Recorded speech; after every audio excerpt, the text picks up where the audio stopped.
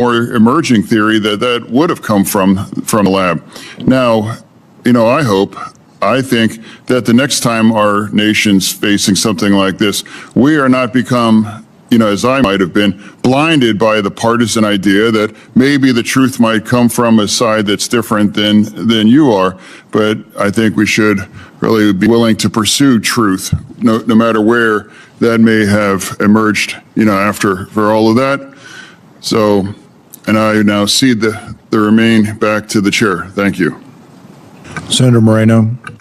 Thank you, Mr. Chairman. And I will echo Senator Johnson's comments about your opening statement, Mr. Chairman. I think it was dead on. Very, very well done. Mr. Fauci, do you know who David Schertler is? On the advice of counsel, I respectfully decline to answer based upon my rights under the Fifth Amendment to the Constitution. Fifth Amendment of the Constitution. What does the Fifth Amendment of the Constitution say?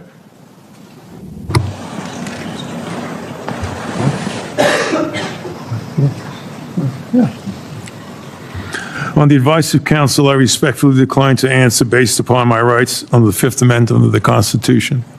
No, I'm just asking you what it says. On the advice of counsel, I respectfully decline to answer based upon my rights under the Fifth Amendment to the Constitution. I'm going to give the Constitution to my aide. He'll bring it over to you so you can have it for future reference. I think it's something that every American should know what the Constitution says. Do you know who wrote the Fifth Amendment? On the advice of counsel, I respectfully decline to answer based upon my rights under the Fifth Amendment of the Constitution. So you're invoking a right that you don't know who wrote it or what it says. Is that correct? On the advice of counsel, I respectfully decline to answer based upon my rights under the Fifth Amendment to the Constitution. Wow. All right, let me tell you who David Schertler is for the audience because he was ejected by the chairman. He's a high-profile criminal attorney. He's represented some really great people, like Senator Bob Menendez. Maybe that's somebody who my Democrat colleagues may remember took gold bars as bribes from the Egyptians. And there's an article here in the Washington Free Beacon that talks about why you would hire a guy like David Schertler. And the comment is, if you're in deep shit, that's who you call. Do you feel like you're in deep shit? On the advice of counsel, I respectfully decline to answer based upon my rights under the Fifth Amendment to the Constitution. Clearly, what you think today is that somehow you're above reproach. Somehow you feel like you don't need to be treated like a normal American. Can you do me a favor in the audience and stand up if during the time of the COVID pandemic, you were called a racist for calling the virus a Wuhan virus or the China virus?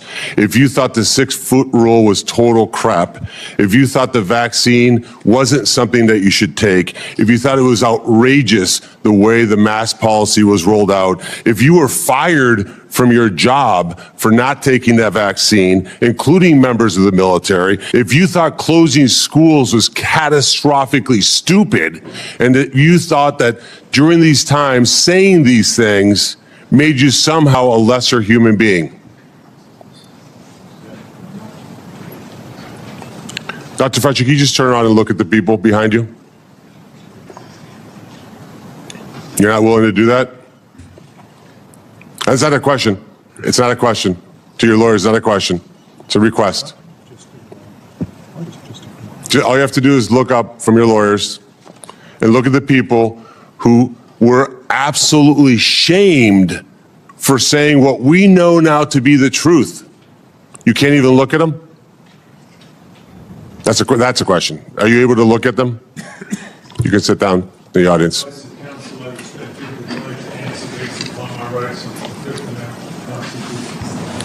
There was a in Ohio during the depth of the coronavirus pandemic decided to go to her high school football game for her son. They hadn't been out much. The kids had been learning at school, and then the school got shut down. They hadn't really gotten much out of that education, as any parent knew that remote learning was no learning at all. But it was a Friday night. Her son wanted to go watch a buddy go play football. So they went to the stadium. They sat alone, far from everybody else, just a mom, a dad, a few kids. They didn't feel they needed to wear masks because it was stupid, because they were outside. They all live together. They're not near anybody. Dr. Fauci, do you know what happened to that mom and that family? That's a question. On the advice of counsel, I respectfully decline to answer based upon my rights under the Fifth Amendment to the Constitution. They were dragged out of that stadium and arrested.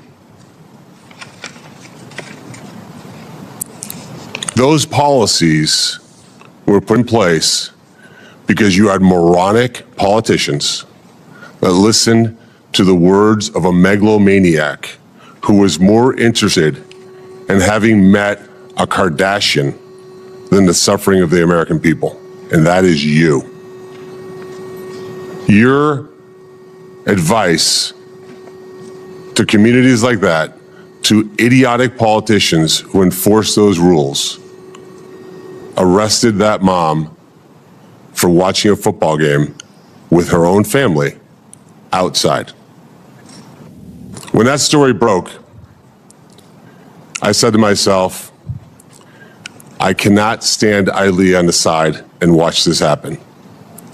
It was about 6 years ago today that I decided I'm going to give up my businesses, sell them all, run for office, run for the United States Senate. Here I am sitting in front of you 6 years later saying, who the fuck do you think you were for doing that?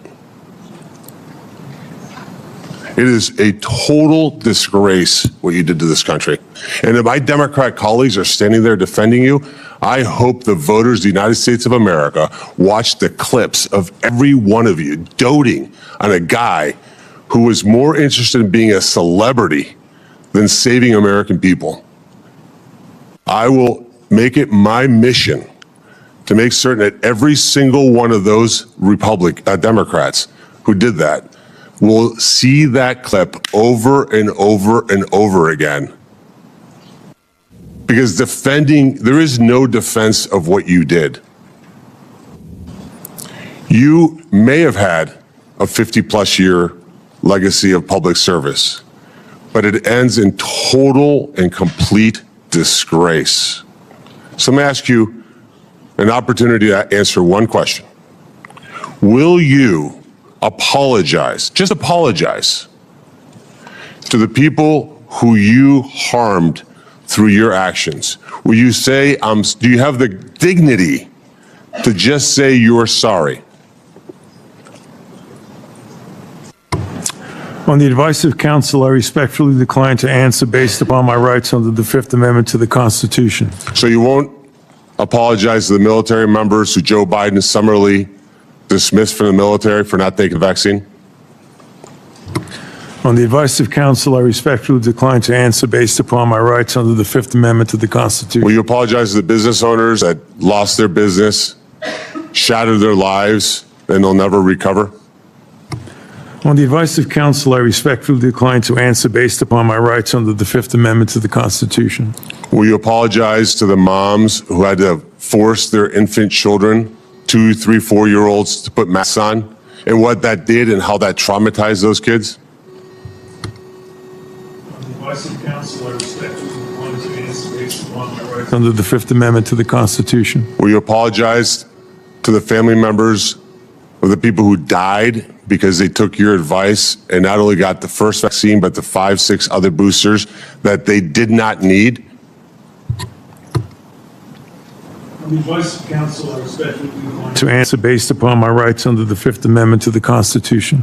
Will you apologize to that mom from Ohio for being arrested for watching a football game with her family? On the advice of counsel, I respectfully decline to answer based upon my rights under the Fifth Amendment to the Constitution. So you didn't know who wrote the Fifth Amendment. It's James Madison. Lived in this town.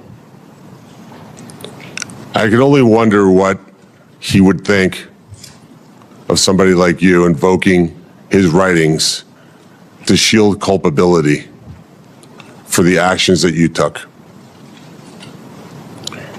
It's no secret why you have to hire the biggest dirtbag attorney on the planet, because of what you did.